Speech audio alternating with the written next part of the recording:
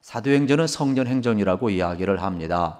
그래서 성령의 역사와 함께 여러분 우리에게 던져준 그 사명이 뭐냐면 오직 성령이 너희에게 임하시면 너희가 권능을 받고 예루살렘과 온 유대와 사마리아 땅끝까지로 내 증인이 되라는 귀한 사명이었습니다. 그래서 사도행전은 성령의 임함과 함께 예루살렘 공동체가 태동이 되고 그래서 예루살렘과 온 유대와 사마리아까지 복음을 전했습니다. 이게 1장부터 12장까지 내용이 되겠습니다.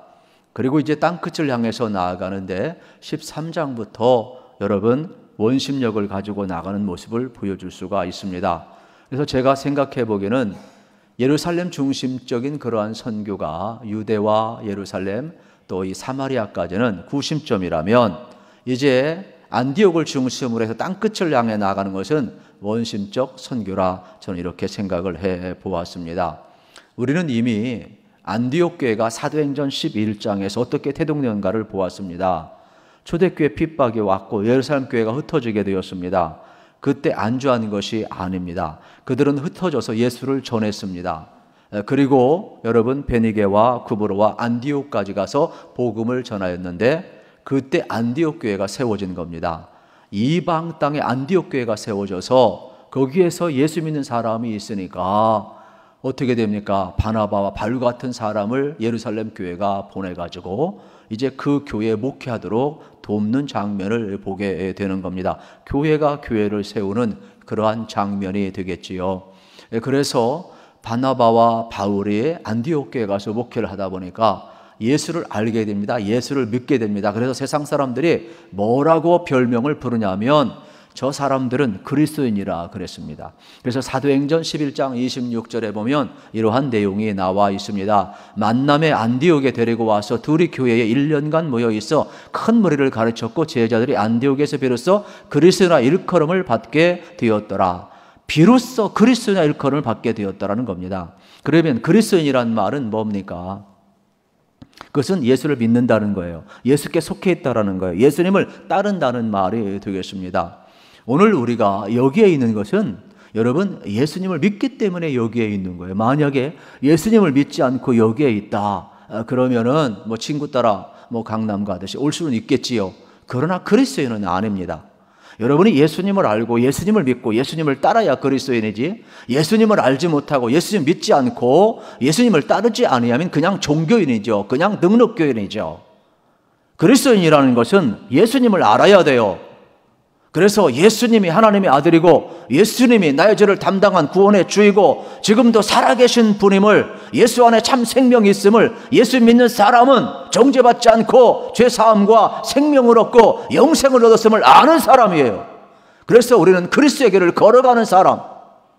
여러분 오늘 우리가 예수님을 알고 예수님 믿고 여러분이 예수님을 따른다면 그리스도인입니다. 저는 우리 교회가 항상 예수님에 대한 말씀을 선포하고 가르치고, 그래서 많은 사람들이 정말 예수를 잘 믿는 그리스도인, 그리스도께 속해 있고 그리스도를 따르는 귀한 역사가 계속 일어나기를 축복합니다. 이것이 바로 우리의 정체성입니다. 그러면 여러분 지금 이 안디옥 교회가 이렇게 그리스도인이라는 여러분 칭호를 받으며 안주했느냐? 안주하지 않고 있습니다. 안디옥 교회는 실질적으로 예루살렘 교회가 어려웠을 때 헌금을 해서 도와주었습니다. 구제 사역도 오히려 작은 교회가 또 큰 교회를 돕는 참 놀라운 일들이 벌어지고 있는 것이죠. 또 동시에 이 바나바라는 이 리더를 통하여서 여러분 그들이 안정된 목회를 합니다. 그리고 또 바울이라는 동역자를 통해 가지고 그들은 또 신앙을 더 깊이 세워가게 되는 겁니다. 그리고 여기에 참 놀라운 사실이 이루어지게 되어 있는데, 이 안디옥 교회는 이방 선교의 상징성을 가지고 있어요. 그래서 이 복음이 예루살렘에서부터 퍼져고 이렇게 비시디아 수리아 안디옥까지 와가지고 교회가 세워지면서 여기서 끝난 것이 아니에요. 복음을 받고 교회가 세워졌는데 또 다른 교회를 세우고 또 복음이 흘러가게 하고, 이거를 가리켜서 선교하는 교회라고 이야기를 하는 겁니다. 그러면 우리 교회가 여러분 어떠한 교회로 나갈까? 안디옥 교회는 어떠한 교회에 있는가? 상관관계를 우리 한번 살펴보도록 하겠습니다. 먼저 안디옥 교회는 다양성 속에 일치를 이룬 교회였다는 사실이 되겠습니다. 그러므로 1절 말씀을 같이 한번 읽어보도록 하겠습니다. 안디옥 교회에 선지자들과 교사들이 있으니 곧 바나바와 느게로라 하는 시몬과 구레네 사람 르기오와 분봉왕 헤롯의 젖동생 마나엔과 및 사울이라. 안디옥 교회는요, 이렇게 선지자들이 있고 교사들이 있었어요. 그래서 바나바가 여러분 담임 목사 역할을 하고 있잖아요.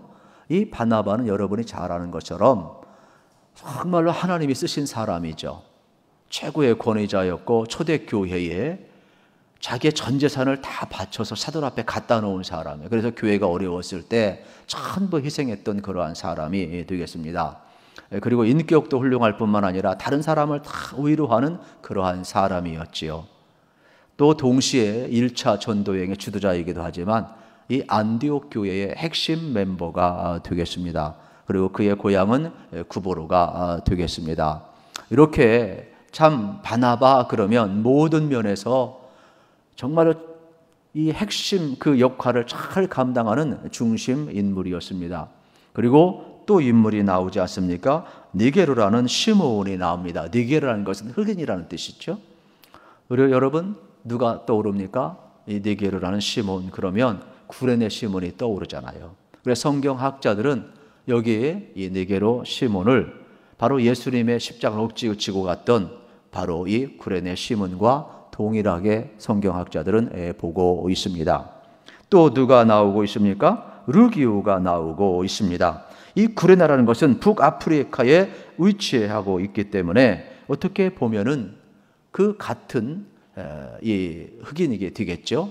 거기에서 온 이 구레네에서 온 사람이 되겠습니다. 또 이 헤롯 분봉왕 젖동생 마나엔이 나와요. 왕족이죠. 그러니까 초대교회 지도자에는 다양한 사람들이 여러분 있는 거예요. 엘리트도 있고 왕족도 있고 평범한 사람도 있고 밑에 있는 사람도 다 있는 거죠. 아주 다양한 사람이 있어요. 젖동생이라는 말은 왕궁에서 같이 생활했다 이 말이에요. 그런데 이렇게 왕족이 예수를 믿고 교회 지도자로 함께 하고 있습니다. 그리고 또 한 사람이 누구냐? 사울이라고 그랬습니다. 그래서 사울은 우리가 잘 아는 것처럼 예수님을 만나기 전에는 참 대단한 사람이에요. 세상으로 보면 길르기아 다수의 출신이잖아요. 가말리엘 문화상이잖아요. 율법에 정통한 자는 바리새파 사람이잖아요. 그리고 아주 거룩하게 구별된 삶을 사는 율법에 능통한 자이고 또 로마 시민권을 가지고 있어요. 아주 엘리트 중에 엘리트인데 그는 어떻게 됐습니까? 하나님을 섬긴다는 미명하에 예수 믿는 사람을 다 핍박을 했어요. 그래서 하나님께서 강권적으로 다메섹 도상에서 역사하셔서 바울을 확 뒤집어 놓죠.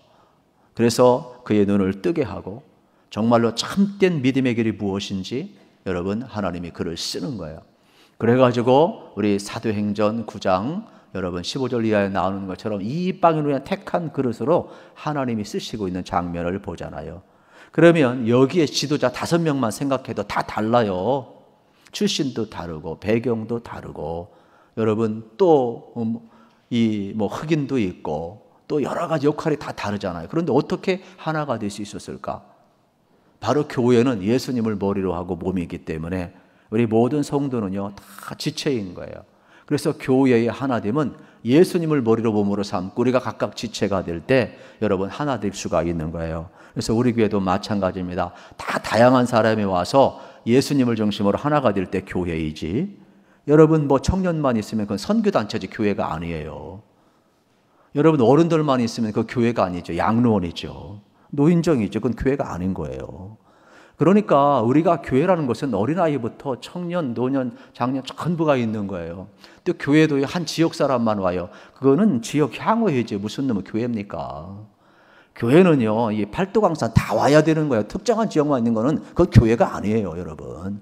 교회라는 것이 뭔가를 다시 한번 깊이 있게 생각을 하게 하는 내용이에요. 그래서 정말로 하나님이 주도하는 교회는 어떠한 교회냐? 예수님을 머리로 하고 그의 몸 지체 가운데 우리가 다 하나가 될 때 여러분 우리는 어떤 교회요? 주님이 원하는 교회가 될 수가 있어요. 그러므로 예수님을 머리로 하고 그의 몸된 곳에 우리가 각각 지체임을 기억하시면서 예수님 안에서 하나됨을 힘써 지키기를 축복합니다. 그러므로 예수님 안에서 우리는 하나인 거죠. 여러분 예수님 안에서 우리 서로 다름이 일치성을 가질 수가 있는 것이죠. 예수님의 통제 가운데 우리가 서로 조율을 다 할 수가 있는 것이지요. 그리고 또 두 번째로 이 안디옥 교회는요, 영적인 원심력을 갖는 그러한 교회였습니다. 그래서 성령이 충만하고 성령이 이끌어가는 그러한 교회로서 자기 중심에서 하나님 중심 성령으로 이끌어가는 대로 바뀌는 원심력 있는 교회가 된 거예요. 그래서 2절 말씀에 보면은 이러한 내용이 나옵니다. 같이 한번 읽겠습니다. 주를 섬겨 금식할 때에 성령이 이르시되 내가 불러 시키는 일을 위하여 바나바와 사울을 따로 세우라 하시니. 아멘. 여러분, 여기 주를 섬겼다는 말은 예배했다는 말이죠. 예배는 누가 하느냐? 하나님을 존중히 여기는 사람이 예배를 해요. 자기가 중요한 사람은 예배를 안 드려요. 자기 환경에 따라 살지. 하나님을 중요시 여기는 사람이 환경을 극복하고 나와서 예배하는 것이지. 그러니까 주를 섬겼다는 말은 하나님을 귀하게 여겼다는 말이에요. 그리고 하나님을 귀하게 여기니까 예배한 것이죠. 우상숭배가 뭐예요? 자기를 귀하게 여기는 게 우상숭배죠. 그러니까 이 초대교회는 어려운 가운데에도 여러분 오늘보다 1000배, 1000배 더 어려웠죠. 그래도 예배 드렸어요. 그래서 우리가 주를 섬겼다는 말이 뭔가를 다시 한번 깊이 생각했으면 좋겠어요. 그리고 또 하나 금식했다 그랬어요. 이거는 기도했다라는 겁니다. 현대인들은 금식을 참 싫어해요. 너무 물질이 풍요롭고 많으니까. 그러나 금식하면요, 참 육신의 유익도 있고 영적인 유익도 참 많습니다. 우리가 단식은요, 자기 육체를 위해서 몸 관리하는 사람, 이건 단식한다고 그러지 금식한다고 하면 안 되는 겁니다. 육체에 유익이 있어요, 단식도. 그러나 금식은 곡기를 끊고 하나님 바라보고 하나님 앞에 매달린 거기 때문에 흉악한 결박이 끊어지는 거예요. 그래서 성령께서요, 금식하는 사람은요, 참 내가 해결할 수 없는 문제 다 해결돼요. 저는 여러분들에게 좀 축복하고 싶은데 내 힘으로 안 되는 것 있으면 한번 금식해 보세요. 하나님이 개입하셔서요, 풀어줄 줄로 믿습니다. 흉악한 골박이 끊어질 줄 믿으시고 한번 여러분들 하나님 앞에 매달려 보시기를 축복합니다. 그래서 우리는 체험하는 신앙을 가져야 돼요. 만약에 인생이 공허하다, 힘들다, 여러분 영적으로 신앙생활하는데 너무 무기력하다, 그러면 금식 한번 해보세요. 밤에 잠이 오지 않는다, 한번 금식 한번 해보세요. 잠 잘 와요. 생기가 일어나요. 삶의 목적이 일어나요. 내가 어떠한 존재인지 알아야 돼요. 그리스도 앞에 서기까지는 내가 누구인지 몰라요. 그리스도를 만나기 전까지는 내 소명이 뭔지 몰라요. 내가 누구인지 모르는데 어떻게 여러분 허무하지 않겠습니까? 내 소명, 내 사명이 여러분 명확하지 아니하면 사람은 열정을 불태울 수가 없어요. 그래서 우리는 그리스도 앞에 서야 돼요. 그래서 이 금식 기도하면 그저 하나님 말씀대로 살겠습니다, 내가 육신의 곡기를 끊겠습니다, 이 고통이 오잖아요. 사람은 안 먹으면 고통스러운 거거든요. 그러나 그 속에서 하나님을 갈망하며 하나님의 임재 가운데 거하며 하나님을 만나고 하늘에서 불이 내리는데 왜 역사가 안 일어나겠습니까? 내가 나를 바꾸려고 하지 말고 하나님이 바꾸는 인생 꼭 체험하시기를 축복합니다. 이게 바로 안디옥 교회였다라는 사실이에요. 그러면서 이들은 어떠한 삶을 살아갑니까? 성령이 이끄는 대로 여러분 살아가고 있는데, 성령께서 바나바와 사울을 불러서 따로 세우라 그랬어요. 여러분, 이 내용은요, 안디옥 교회는 청천벽력입니다. 쉽게 이야기하면 안디옥 교회 담임 목사가 바나바고 부목사가 여러분 사울이에요. 그런데 뭐라고 이야기하느냐면, 안디옥 교회가 이제 지금 막 서가고 막 성장을 하고 겨우 안정을 되찾았는데 성령님께서 뭐라고 이야기를 하느냐, 여기 담임 목사 바나바하고 부목사 사울을 따로 보내가지고 너희들이 선교 헌금해가지고 선교사 파송식을 해서 선교사 세계 돌아다니면서 순회전도 할 수 있도록 도우라는 거예요. 그러니까 교인들의 멘붕이 온 거예요. 그런데 이들은 어떻게 합니까? 기도해요.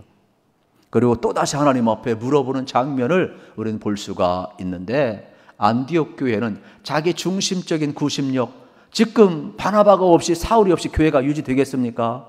그럼에도 불구하고 성령이 워낙 강건하게 역사를 하시니까 이들은 성령의 역사 앞에 순종하고 있어요. 그래서 교회가 무엇인가를 우리에게 지금 보여주고 있는 장면을 볼 수가 있는 것입니다.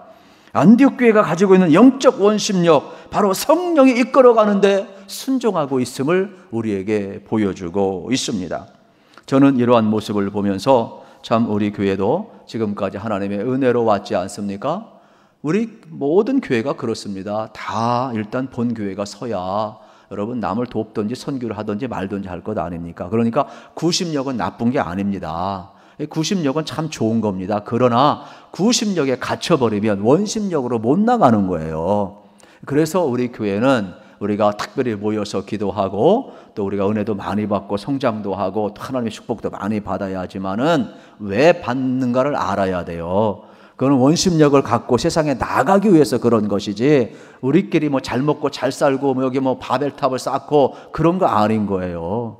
그래서 교회의 본질이 뭔가를 우리는 알아서 자꾸 여러분 모여서 예배하지만 또 원심력을 가지고 흩어져서 전도도 하고 하나님 나라를 이루어가고 우리의 삶이 이렇게 살아가야 됨을 성경은 지금 이야기하고 있는 겁니다. 그래서 우리 교회가 어떠한 교회를 꿈꿔야 될까? 이렇게 안디옥 교회처럼 성령이 이끌어가는 교회를 꼭 꿈꾸시기를 우리 주님의 이름으로 축복합니다.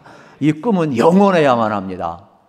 여러분 서로 하나님께서 이끌어가는 그러한 교회를 서로 꿈꿨으면 참 좋겠어요. 그래서 하나님은 반드시 이끌어가는데 그게 바로 선교하는 교회예요. 우리가 선교하는 것 같고 우리가 파송하는 것 같지만 그렇지 않아요. 성령님이 하는 게 선교하는 교회인 거예요. 그래서 성령님이 하실 때 우리가 순종할 수, 우리는 자꾸 구심력 가질 수밖에 없죠. 우리 교회가 먼저이고 우리 프로젝트가 먼저이죠. 그러나 성령님은 우리의 구심력에서 원심력으로 요청을 할 때 우리는 과감하게 순종할 수 있어야 됨을 알려주는 내용이 되겠습니다. 다시금 3절 우리 같이 한번 읽겠습니다. 3절 시작. 이에 금식하며 기도하고 두 사람에게 안수하여 보내니라. 아멘. 안디옥 교회가 훌륭한 것은 이러한 성령이 이끌어갈 때 그들은 기도합니다. 그들은 금식합니다. 그리고 어떻게 합니까? 두 사람을 보내고 있어요. 여기 보낸이라는 말은 원어적으로 이야기하면 풀어주다, 놓아주다입니다. 여러분 교회가 담임 목사와 부목사를 동시에 다 풀어주고 선교 후원금을 대고 파송을 한다 쉽지 않습니다. 그런데 안디옥 교회는 기꺼이 바나바와 바울을 파송을 합니다. 그리고 순회 전도로 1차, 2차, 3차, 4차 전도할수록 모든 것을 책임져 주고 있어요. 이게 가능하겠습니까? 그런데 안디옥 교회는 하고 있어요. 이 보낸다는 것을 잘 기억을 해야만 합니다. 예수님이 제자를 불렀습니다. 함께 했습니다. 왜요? 보내기 위해서 그렇습니다. 여러분 기독교 신앙이라는 건 딱 두 가지밖에 없습니다. 우리가 모여서 예배하고 흩어져서 전도하는 겁니다. 커맨 고밖에 없는 거예요. 그러면 우리가 와서 보았으면 은혜 받았으면 세상에 나아가서 복음을 전해야 되는 겁니다. 그래서 교회의 구조는 이렇게 모이는 이 구심력의 구조도 있지만은 여러분 다시금 은혜 받고 세상에 나아가 흩어져서 증인의 사명을 감당하는 원심력의 구조가 동시에 있다는 것을 알아야 되는 겁니다. 물론 균형 잡힌 교회가 가장 건강한 교회가 되겠지요. 그러나 지금 우리의 삶에 있어서 우리는 어디에 지금 무게중심이 있는가를 되돌아보아야 하는 겁니다. 그래서 저는 이 일을 계속해서 하고 있어요. 그래서 우리 교회가 정말로 구심력과 이 원심력을 잘 균형을 잡아서 건강한 교회가 되고 정말 하나님이 쓰시는 교회가 되었으면 참 좋겠다. 그러한 기도를 계속하고 있습니다. 오늘 본문도 이러한 모습을 우리에게 보여주는데 이 일로 4절 이하에 보게 되면은 이제 이들이 첫 여행지로 구브로에 가게 됩니다. 그래서 구브로에 가기 위해서 여러 가지 과정을 이제 거치게 되는 것이죠. 특별히 이들은 여러분 이제 그 항구로 가기 위해서 이제 살람미에 이르고 또 살람미에서 그들은 또 여러분 이제 어떻게 됩니까? 앞부분 실루기아를 거쳐서 또 살람미 또 바보의 도시에 오게 되고 그래서 구브로에 가서 복음을 전하는 내용을 보게 됩니다. 그러면 이 배를 타고 먼 길을 걸어가면서 계속해서 지금 이 구브로를 향해 가고 있는데 구브로 왜 갔느냐? 바나바의 고향이잖아요. 그러니까 먼저 그들이 가까운 곳에 가서 복음을 전한 거예요. 여러분이 은혜 받았으면 땅끝 가서 복음을 전하는 것도 좋지만 여러분 선교사로 나가는 것도 좋지만 진정한 선교가 뭐냐는 거예요. 내 가족부터 내 있는 직장부터 내 있는 삶의 자리부터 하는 거예요. 왜냐하면 바나바와 바울이 그걸 보여주고 있어요. 그러니까 내 가까이에도 여러분 아직도 복음을 듣지 못한 수많은 사람이 있다는 걸 여러분 알으셔야 돼요. 그래서 가까이에부터 복음이 확산될 때 이것이 원심력임을 우리에게 지금 가르쳐주고 있는 내용이 되겠습니다. 그리고 이 살람미에 도착해서 유대인의 회당에 가서 복음을 전했다 그랬어요. 그 당시에 수많은 사람이 흩어졌지만 유대인들은 흩어진 곳에 회당을 항상 지어놓고 있거든요. 그들이 하나님 나라를 바라보고 있었지만, 메시아를 바라보고 있었지만 이미 오신 예수님을 그들은 알지 못했고 믿지 못했어요. 그래서 우리가 기다리는 메시아가 바로 예수님임을 여러분 지금 바나바와 바울이 전하고 있는 겁니다. 이렇게 가까운 곳에부터 여러분 유대민족, 예루살렘, 온 유대, 사마리아, 그리고 땅끝을 향해서 지금 가고 있는 모습을 우리가 잊어서는 아니 되겠습니다. 그러면 이렇게 전도할 때 다 순탄하냐? 그렇지는 않아요. 8절에 보면 방해꾼이 하나 나타나요. 누가 나타나냐 한번 봅시다. 이 마술사 엘루마는, 이름을 번역하면 마술사라, 그들을 대적하여 총독으로 믿지 못하게 힘쓰니. 여러분, 마술사 엘루마가 바나바와 바울의 선교를 방해해요. 거기에 총독 서기오 바울이 이 바나바와 바울이 왔는데 복음을 전하는 너무 관심이 많아요. 그래서 이 복음에 대해서 다시금 들려달라고 관심을 가지니까 옆에 있던 이 마술사 엘루마가 방해를 해요. 왜요? 예수를 안 믿어야 자기가 총독 서기오 바울을 붙들고 돈을 보고 자기 살 수 있는데 이게 돈줄이 끊어지게 생겨 있는 거예요. 그래서 자꾸 방해를 합니다. 그때 여러분 어떻게 하는 줄 아십니까? 바울이요 타협하지 않아요. 이 엘루마를 향하여 거짓과 악한 자여 마귀의 자식이요 저주를 퍼붓고 꾸짖어요. 선교가 그래서 어려운 거예요. 영적 싸움에서 이겨야 하는데, 여러분 우리가 세상과 우리가 공감을 하고 지혜로운 건 좋지만은 이게 대적해야 될 것, 물리쳐야 될 것, 여러분 단호해야 될 것과 구별을 해야 되는 거예요. 그래서 우리가 선교를 할 때에는 여러분 부단히 기도하고 영적 권위가 회복되지 않으면 안 되는 거예요. 그러면서 바울이 이렇게 이야기합니다. 주의 손이 내 위에 있는데 내 눈이 멀 것이다. 진짜 여러분 어떻습니까? 멀어지잖아요. 그래서 이 일을 보고 이제 총독 서기오 바울이 놀래가지고, 왜요? 말씀대로 되니까. 우리도 오늘 기억해야 돼요. 말씀대로 된다는 것을 보고 여러분 놀라셔야 돼요. 괜히 병든 자가 일어나고 여러분 세상 여러분의 소원이 이루어지, 그런 놀라면 안 되고 말씀대로 이런 것을 보고 놀라야 돼요. 여러분 저도 그렇고 여러분도 그렇고, 여러분 오늘 우리가 예수님의 사랑을 받았는데 우리 한번 놀래봤으면 좋겠어요. 안 놀래도 훈련 한번 합시다. 내가 예수 믿은 게 놀랄 일이에요. 내가 그럴 수 있는 게 놀랄 일이에요. 지금 내가 여기 있는 게 놀랄 일이에요. 세상에서요 이것보다 놀랄 일이 어디 있어요? 어쩌고 놀라고. 할렐루야. 놀래야 돼요. 놀래야 돼요. 내가 예수 믿는 게 놀랄 일이지, 말씀이 이루어지는 게 놀랄 일이죠. 여러분 지금 우리가 예배하는 게 얼마나 놀라울 일입니까? 세상에 놀랄 일이 많지만은 내가 예수 믿고 영생을 얻고 천국 백성이 보는 것보다 놀랄 일이 어디 있어요? 지금 여기 총독 서기오 바울이, 여러분 바울이 말한 대로 여러분 이루어지니까, 말씀대로 이루어지니까 놀라고 있는 거예요. 이런 거구나. 말씀대로 이루어진 일을 보면서 놀라고 하나님께 영광 돌릴 수 있는 그러한 은혜가 여러분에게 주어지기를 축복합니다. 이것이 바로 9절부터 12절에 있는 내용이에요. 결론을 내립니다. 선교하는 교회는요, 우리가 교회가 하는 것이 아니라 성령이 이끌어가는 거예요. 성령이 이끌어갈 때 교회 하나됨을 힘써 지키는 거예요. 그래서 구심력에서 원심력으로 나갈 수 있어야 되는 거예요. 그리고 우리의 삶에 있어서 철저하게 말씀이 이루어지는 귀한 것을 보고 놀라시면서 하나님의 역사에 여러분 개인과 우리 교회가 또 한국교회가 또 이 땅에 하나님 나라 이루어간 일에 크게 쓰임을 받을 수 있기를 우리 주님의 이름으로 축복합니다.